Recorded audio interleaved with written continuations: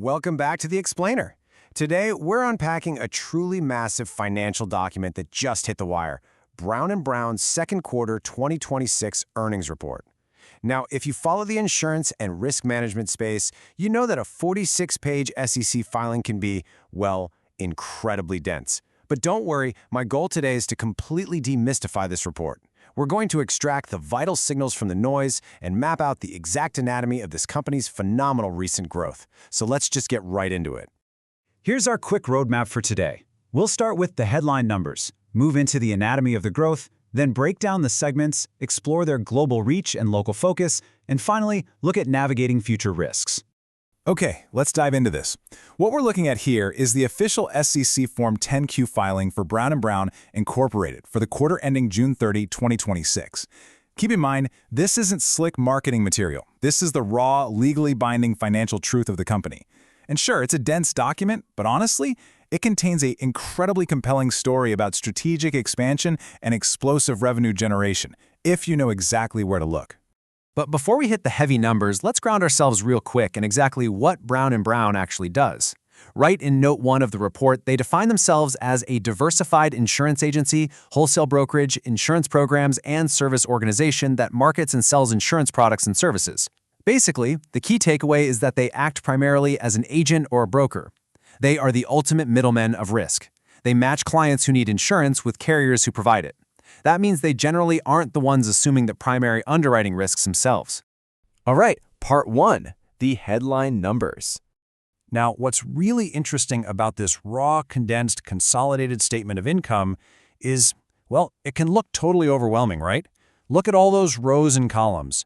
It's super easy to get lost in the weeds of amortization, depreciation, and operating expenses, but you don't need to read every single line to understand the health of this business. Let me distill the absolute most important takeaways from this data for you. Just check out this massive leap in total revenue. In Q2 of 2025, Brown & Brown brought in $1.28 billion. Just 1 year later, in Q2 of 2026, that number skyrocketed to over $1.67 billion. That is an absolutely staggering jump of nearly $400 million in a single 3-month period, year over year. That tells us we aren't just looking at incremental, steady-state growth here. We are looking at a company that has fundamentally leveled up its cash flow. And the best part? It's not just top-line vanity metrics. It's actually flowing straight through to the bottom line. Net income attributable to the company for the quarter hit $288 million. This is a super punchy, memorable takeaway, because last year, in the exact same quarter, they were at $231 million. So even with the rising cost of doing business and managing these massive expansions, their actual take-home profit is growing beautifully. Moving right along to Section 2, the anatomy of the growth. So what's the why behind these explosive numbers? The primary catalyst is found deep down in the notes of the report. In the third quarter of 2025, Brown & Brown made a major strategic move. They acquired RSC Topco, which is the holding company for Accession Risk Management Group. And let me be clear, this wasn't just some small bolt-on acquisition. This was a foundational shift for the whole business that unlocked massive new revenue streams and completely altered how they operate. And this brilliantly illustrates just how big of a deal that RSC acquisition really was. It literally forced Brown & Brown to realign their entire corporate structure. They used to operate with 3 distinct segments: retail, national programs, and wholesale brokerage. But all that new business meant they had to consolidate. So now, as of this 2026 report, they've streamlined into a 2-segment structure: retail and a newly formed absolute powerhouse called Specialty Distribution, which combine their old programs and wholesale divisions. Which brings us to Section 3, breaking down the segments. When we break down their Q2 2026 income streams, retail is still the absolute heavyweight. They brought in $947 million. That's almost $1 billion in just 1 quarter, strictly from their retail segment handling risk management for commercial, public, and individual customers. But look at that new specialty distribution segment. It is a massive engine in its own right, generating $721 million by tackling specialized, hard-to-place risks and wholesale brokerage. Basically, both of these segments are absolutely firing on all cylinders. Now, while we're poking around the balance sheet, I want to quickly translate a bit of financial jargon that proves exactly how they operate. You'll see an asset line for something called fiduciary cash, and it's sitting at over $2.6 billion.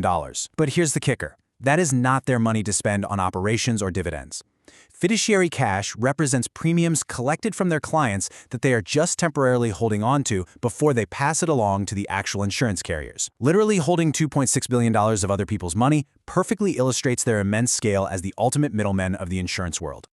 Let's move on and see how this builds into Section 4, Global Reach, Local Focus.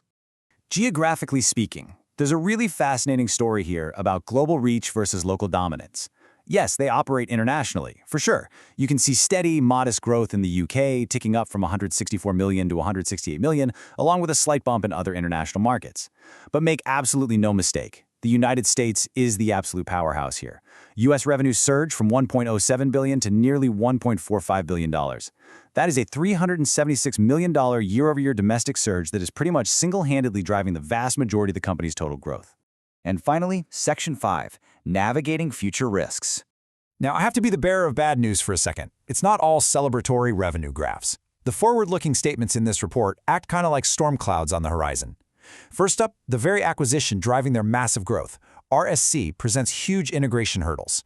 Merging corporate cultures and complex IT systems is literally never easy.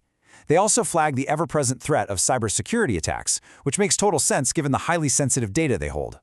On top of that, they're super sensitive to macro factors, like sustained inflation, and conditions that could lead to reduced insurer capacity, which basically means fewer carriers willing to actually take on the risks that Brown & Brown is trying to place. So, the crucial point here is this. Brown & Brown is a company experiencing phenomenal acquisition-fueled growth. They are acting as a massive, multi-billion-dollar conduit between risk and capital. But as they scale, their exposure to global economic and structural threats scales right along with them. With record-breaking revenues but an ever-growing list of complex global risks, the ultimate question to ponder is, who insures the insurer? It's a completely fascinating dynamic to watch unfold. Thank you so much for joining me to unpack this filing, and I highly encourage you to dig even deeper into how companies like this manage their own horizons. Until next time, keep learning.